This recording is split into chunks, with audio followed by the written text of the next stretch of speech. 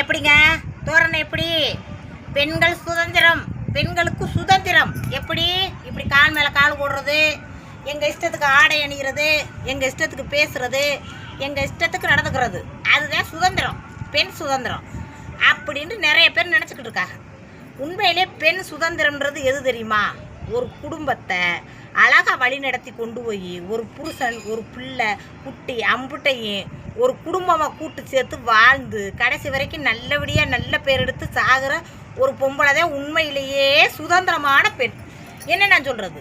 ஆனால் நிறைய பேர் அப்படி நினைக்கிறது இல்லை. ஆணுக்கு பெண் சமம், ஆணுக்கு பெண் சமம் உண்டு. அப்போ உள்ள காலகட்டத்தில் இருந்த பழக்க வழக்கத்துகளை பூரா மாற்றிட்டாங்க. சரி, அது மாற்றிட்டு போகிறாங்க, அவங்க பாட்டுக்கு போயிட்டு போகிறாங்க. நம்ம இருக்கிறவங்களாச்சும் அந்த பழக்கத்தை கொண்டு வருவோம்டா. அதெல்லாம் அந்த காலத்து பழக்கம், அதெல்லாம் இப்போ பழகிவிடாத உன் பிள்ளைக்கு. என்னது இது? இப்போலாம் இப்போ ஆணுக்கு பெண்ணு சம்மா எகனையும் கால் மேலே கால் ஓட்டு உட்காரணும். எந்திரிக்கிறது, மாமா வராண்டா எந்திரிக்கிறது, பெரியப்பா வராண்டா எந்திரிக்கிறது, கால் மேலே கால் ஓடக்கூடாதுன்றது, கீழே தான் உட்காரணும் பொம்பளைன்றது, இதெல்லாம் அந்த காலத்தில் உள்ளதுன்றாங்க. அந்த காலத்தில் உள்ளது அது அடிமைத்தனம் அப்படின்னு நினைக்கிறது நம்ம மூளை தான்.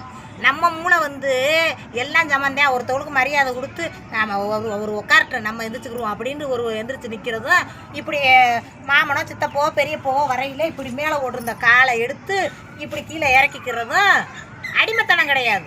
அவங்களுக்கு கொடுக்குற ஒரு சின்ன மரியாதை வேற, நம்மளுக்கு கிடைக்கிற சுதந்திரம் வேற, அடிமைத்தனம் வேற. இதை யாருமே புரிஞ்சுக்கிறது இல்லை. மக்களை நான் சொல்கிறது கரெக்டாக. ஒரு பஸ்ஸில் வரையில் என் பிள்ளை இப்படி படுத்து கிடந்துச்சு. இப்படி படுத்து கிடக்கிறதுக்கு சமமாக இல்லை, அது தலை வச்சு படுக்க. அதுக்காக நான் காலை கொஞ்சம் மேலே இப்படி தூக்கி இதில் படுக்க வச்சுருந்தேன்.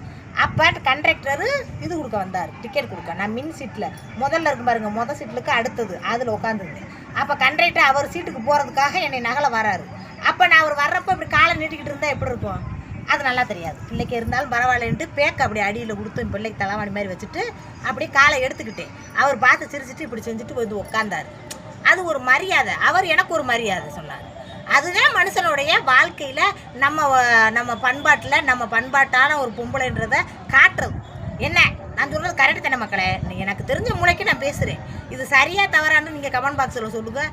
எது ஒரு பெண்ணுக்கு சமமான உரிமையும், எது ஒரு பெண்ணுக்கு அது என்ன சொல்கிறாங்க, என்ன மூலம் சொல்கிறாங்களே அடிமைத்தனம் இல்லாத ஒரு செயலுன்றதை கமெண்ட் பாக்ஸில் சொல்லுங்கள். நான் சொல்கிறது கரெக்டு தானா?